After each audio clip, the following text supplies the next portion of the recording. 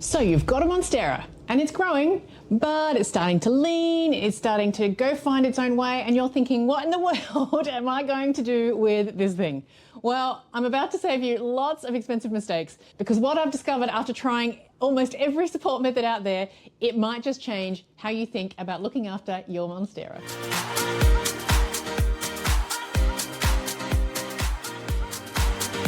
So I am literally going through this exact thing with my baby Albo here. I say baby, she's doing pretty well. Oh, there we go. So now I know it looks a bit weird because it has had so much amazing light that the nodes are so close together and the leaves are fighting for space to get to that light. So she needs a bit of help. Now this plant is from chopping that I did, a massive Monstera chopping that I did over a year ago now. I've got a video all about that if you'd like to see it. And this little guy, it's become my absolute favourite child in my entire collection. Now, I've spent years, I'm going to put this down because it's really heavy. Now, I've spent years, literally years, trying different supports across all of my different Monsteras. I've got a Thai, an Ansonii, Standeliana, Laniatas, I've got variegated forms, non-variegated forms, just to name a few. And some I've grown really well on a support, some have failed spectacularly, and then I really do think I've finally cracked the code. So I want to share with you today all of the pros and cons about each type and ultimately what works best in my years of experience. But there is actually one thing about a certain traditional method, a very popular one, that for me turned into a complete nightmare, and I'm going to show you exactly how to avoid that at all costs with this Albo. Okay, so to kick off, can we just talk about why we're all completely obsessed with Monsteras for a second? I mean, there's a reason why Monsteras are literally the most searched for houseplant on the internet. Did you know that? I found that out the other day. You start with these adorable little baby leaves, and then they start to transform into these architectural masterpieces. You look for the first fenestration, then you've got the second hole, then you've got the third. It's addictive, like, oh my God, it's a whole thing. If you know, you know. And actually, most people don't realize that this beauties are something called, I've learned, is called a hemiepiphyte. A hemiepiphyte starts to grow on a host plant and then sends its roots all the way down to the ground for additional nutrients and moisture, which is why these guys have got such big aerial roots. And when I say big, look, it's just one aerial root searching for moisture. It's just doing its thing. It's doing what nature intended. So in nature, they're actually climbers, which makes sense. And they wrap around trees and other plants and they grab onto bark and they literally just climb their way to the top of the canopy of the big trees for that gorgeous filtered light. Now, if your Monstera is still giving you baby leaves with no splits, no fenestrations, then honestly, that's just its signal to tell you that it needs something to climb on. So when it comes to growing these indoors, it's actually kind of wild how much difference a good support can make. No support means no climbing and no dramatically fabulous leaves. So I started where most people start, with just a simple stake. I really did start with the wooden stick, the wooden stake. I saw a lot of gardening shows and TV shows. They use them out in the gardens, out in their like food beds, netting and stuff. Just something to stick in the soil, tie the plant to, job done. I put the stick in the soil and left it for a good year or two. It lasted okay. But then it started rotting in the damp soil because it is wood, right? Wood over time is a natural product, so it would rot. But admittedly, my Monsteras weren't that big anyway back then, so swapping my bamboo or wood stake for another one at the time was okay. You can get other stakes, of course. I now stick to these plastic ones, but some people don't like plastics in the soil for microplastics, so I get that, but I really like these nice sturdy ones, like they're really sturdy. And honestly, stakes work fine when your Monstera is still quite small. But as soon as your Monstera plant starts to put some serious size into its leaves or into its height, those stakes kind of give up. When you pop it in the soil becomes a little bit looser because all the weight is onto the stake, because your Monstera gets pretty big. Even if it's like the smaller leafed size like the Laniatas or the Standelianas, ultimately in nature, those leaves can get pretty huge for a plant. They may or may not bend, but they can definitely lean from the soil giving way a little bit from that weight of the top of the plant. And your beautiful Monstera just ends up looking like it's doing some weird yoga plant pose. And I can tell you one thing, the plant knows what it's going for. If you have a stake like this one, this plastic one, it's smooth and dry. So the aerial roots don't really have anything to grab onto. It's just that tie up that you're using to help the Monstera stay stable. But the Monstera itself isn't doing the work like it wants to in nature. There's no texture, there's no moisture, there's no nothing that actually mimics what these guys would find in nature. So stakes are fine, in my mind, a quick fix, or for babies under 2 feet long, they're okay. But long term, I think you're just throwing money at a problem that's just going to keep coming back. Quick question for you. What support are you currently using for your Monsteras? Drop it in the comments. I am genuinely curious. Do you love a nice simple stake? It's the simplest out of the lot. Or are you using something else? Let me know in the comments below. So I've got to be honest here.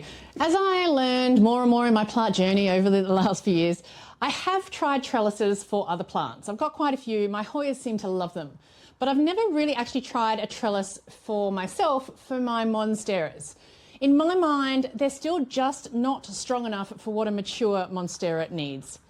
Now look, trellises do have their advantages, of course. They're mostly very easy to set up, just like a stake. You do get multiple points you can tie your plant to, which is a bonus. And it can look very neat if you get a nice, cool one. You can even make your own in some cases. Plus, they're usually fairly cheap, which is always tempting. And then once they're up, they're basically set and forget. So they can look quite elegant when you first set them up. I've seen some beautiful crisscross dividing ones, kind of like those big, room dividers. I've seen some beautiful ones. Plus, depending on what type of trellis you get, you might need to drill holes into your wall for mounting and all that kind of stuff. So it can get a little bit complicated. So in my mind, you've still got the same issue as the stakes, right? Those aerial roots still need moisture in the air. They're from these, rainforest canopies, and they need something to actually dig into or grip onto. And a flat trellis just doesn't provide that natural experience in nature. You might think that, something with holes like this one here that I've had printed, it might help, but the aerial roots can just find their way through and they still go searching. Trellises are okay. I think there's a better option, which I'll talk about in a sec, for your beautiful Monsteras. So the third option is the ever impressive, well, I think they're impressive anyway, and I'll explain why. It is the moss pole. Think of it like you're building an artificial tree or an artificial climbing post, and you use the wire or the outer shell containing something, damp inside, like moss. I use sphagnum moss, or you can use sphagnum moss and perlite, or tree fern fiber is very popular. But it replicates those textured, damp surfaces that Monsteras naturally find in the wild. So moss poles actually make a lot of sense to me as a really solid option because it's something that mimics what Monsteras experience in their natural habitat. You've got this moss providing moisture for these thick, chunky aerial roots. That's what they're searching for, is new water. So it's giving them something textured to grab onto, and the structure itself can handle more of the weight of a more mature plant. And for me, sphagnum moss just adds this natural forest-like aesthetic that works with Monsteras and all my plants, really. I really like it. I mean, you can even get a little bit creative with these guys. You can train your plant to grow in different directions, different patterns. If you really want to get fancy, I'm sure you can do that. Hey, if you want to do it, do what you need to do. You do you, boo, as they say. But, and there's always a but, obviously, moss poles need constant babysitting. And that's one thing I think a lot of people don't like about it. It is a lot of fuss in some people's words, right? That sphagnum moss that you have in the moss pole works best for your Monstera when it stays consistently damp, which means you're not just watering the plant, you're actually misting and maintaining the pole. So it's ongoing work, not something you can just set up and forget about like a trellis or a stake. And I discovered another mistake, to be honest. So heed the error of my ways here. Is that how you say it? I hope that makes sense. You get what I'm saying. Just don't do what I did. So I made one like this for my Thai Monstera. I made a moss pole out of chicken wire. I stuffed it with the moss and I put it into the base of the big pot that I had. And honestly, I do this now quite a lot for a lot of my plants that need to climb. I think the Thai Monstera looked good with that moss pole. I was very proud of it, actually. And I even flattened the front part of the moss pole to give my Thai that extra space to grab onto and encourage it to grow into the moss pole. And my Thai constellation went absolutely wild on this thing. It grew so much faster than I could have ever imagined. But now that it's grown really, really big and the leaves are getting, second and third holes in the leaves, they're really maturing, the roots are now getting thicker and they're searching further than just the moss pole, and they're going through the wire and they're wrapping around everything, and they're basically turned into this tangled mess through the wire. You can see these pictures here, and it's now onto the floor, those aerial roots, and they're searching into another room. Oh my gosh. So They've loved the moss pole, but they've loved the moss pole to a point of too much in a way, and now just doesn't look good, and I need to fix it somehow. So when it comes to this beauty here that needs to go onto a moss pole, it's got really thick aerial roots. I want to put it onto a moss pole because I want it to straighten up so these leaves can get more space and have their own space, because right now they're all cramped in together. And when I show you what this elbow is getting instead, you'll see exactly why my little story just then matters. What I'm about to show you is a little bit different, and it's what I'm going to use for my beautiful, beautiful elbow, and I think it's the best solution for your Monsteras. So I started getting into these back here. You can buy them on Amazon, you can buy them everywhere these days, and they have one benefit versus a wire cage or a moss pole that's round and that you make yourself. Now this is, I believe it's called a D-shaped moss pole. It's still a moss pole because it has a flat front and a curved back. If that's not obvious, there you go, D-shape. Yeah. But the difference between the chicken wire moss pole that I grow for a lot of my plants and these D-shaped ones is 9 times out of 10, the back is completely solid. And in this case, it's clear. I like the clear ones, so I can see what's happening here. So the front is where the plant grows into the moss pole, and the back is where all the magic happens. Actually, speaking of magic, you know what? It's actually probably best to just show you when it's all set up. So let me just Harry Potter this big girl for a minute. Hold on, I need my wand. The magic of YouTube. Not the best magic, but hey, it's my kind of Harry Potter. There you go. She is now all up in a bigger pot, which is why it looks maybe a bit different. It doesn't fit into the outer ceramic pot anymore, but it now is on a very stable moss pole. Now, you might be asking yourself why I haven't filled up the bottom. I don't need to. I'm not going to waste sphagnum moss if I don't need to, right? These roots are already going to be staying in here.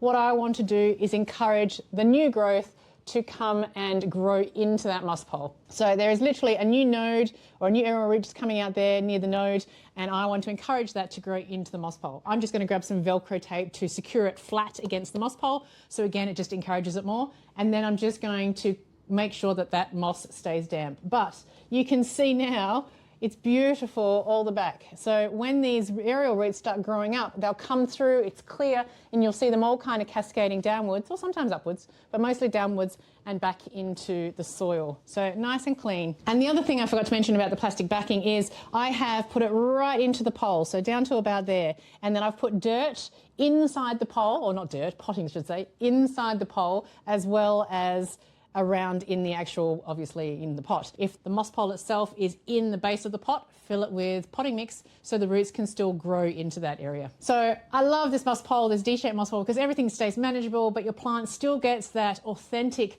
climbing experience with that damp sphagnum moss. And a bonus for a moss pole, which you don't really get very easily with a stake or a trellis, is you can keep building on this. You know, you can keep getting taller. And as your Monstera grows taller, you can just add another section on top, right? It's like plant Lego almost, or moss pole Lego, but it's actually functional for this plant, especially the Monstera and all of that sphagnum moss that it's got to grow into, which is another reason why I'm just a big fan of a moss pole, especially for a Monstera. So yes, they are more expensive than a basic stake, but this is the only support system for me that's actually giving your Monstera plant both the structure and the climbing experience that it's genetically programmed to need. It's recreating the right environment for your plant. And speaking of giving your plants what they need, see what I did there?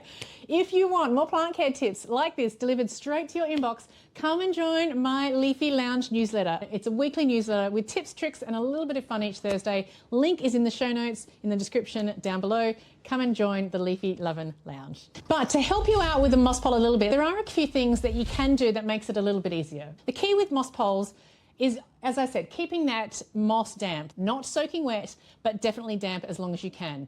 So buy yourself a bottle of water and keep the bottled water, poke some holes into the top and pop it into the top so it gradually seeps through those holes in the lid and slowly but surely drips into your moss. Or I have seen recommended by one of the viewers out there, Hallie Wubby, they've recommended these drip systems as well that you can pop in. It's got a little bit of a stake on top, you pop water in, and again, it just drips slowly into that sphagnum moss, keeping it damp. And something to watch for when you are tying your Monstera onto your moss pole, or onto any of the support systems actually, tie it around the stem. Don't touch the petiole, don't touch any of the leaf or the petiole, and don't go over the node. The petiole is there because, as I said before, these leaves turn with the light. So you don't want to stop the leaves from turning and doing what they need to do to get the maximum light amount. And then, of course, you don't want to put any structure over those nodes because that's where the new stems and the new leaves come from. And then a final tip actually is when you do have a moss pole that you're putting into the base, you might want to consider zip tying it into the pot. So put a zip tie through, in around, and hold it back. Because ultimately, as that Monstera is going to get bigger and up the top, the weight will pull it forward from the top. So lean it against the side of the pot here so it's facing, as you can see, a little bit on a diagonal. So in longer term, when that plant gets taller, your moss pole will actually be in a good space not to topple over and help support it even more. So just a couple of tips there for your moss poles or whoever you want to support your Monstera. Good tips actually all round for any support stake, really, now that I'm thinking about it. So look, those D-shaped moss poles are my absolute recommendation because I want those big leaves and new growth. And as I said, I want this to look like those plant photos I see everywhere. But I know they can seem a bit too much for a lot of people. So you need to choose what actually fits your lifestyle. Some people want the easiest possible option, totally fair, right? But personally, I love the maintenance routine with a moss pole. I know that sounds weird, but I do. For me, there's actually something just genuinely almost therapeutic about me misting that moss pole a little bit, popping the water bottles on top, and just knowing that I'm helping my plant get stronger and looking forward to those leaves getting bigger or getting really absolutely massive in some cases, depending on what type of Monstera plant you have. So I want to hear about your Monstera support wins or disasters. What's the best plant support out there that you really like? Is it different? Do you do something really simple? Have you found a nice aesthetic trellis? Add it in the comments below. Or if you've had the opposite, what's your worst Monstera plant disaster? Let me know in the comments too, because I guarantee we've probably all had one of those as well. But what I can tell you is, this whole trial and error journey for me across, the last 7-8 years has taught me that Monsteras aren't just a pretty houseplant, aren't just a pretty house plant that you plonk into a pot. They're climbers, and once you give them the kind of support they're actually looking for, they will reward you with insane growth and those big dramatic leaves that we're all obsessed with, like obsessed. And Monsteras aren't alone. You've got pothos, you've got philodendrons, you've got Hoyas. They all climb differently and they all need different setups too. So that's actually going to be my next video, as I briefly hinted before. So if you've got any of those, don't miss my next video. I will leave a link right here directly to it, up above my head here, right? And while you're there with all of the buttons, don't forget to hit that like and subscribe button. If you've got some value out of this video, smash that like button, let people know that this video is worth watching. And of course, if you subscribe, you'll get more houseplanty tips and advice coming your way every single week. So as I always end, that is it for today. I hope you enjoyed this one. May your week be filled with vibrant leaves, warm love, and lots of laughter all around, as I always say. And I will see you in this next video right here. Bye. I think they're kind of like the Kardashians of the plant family. They're beautiful, they're unique, they're everywhere, and they're a little bit fussy.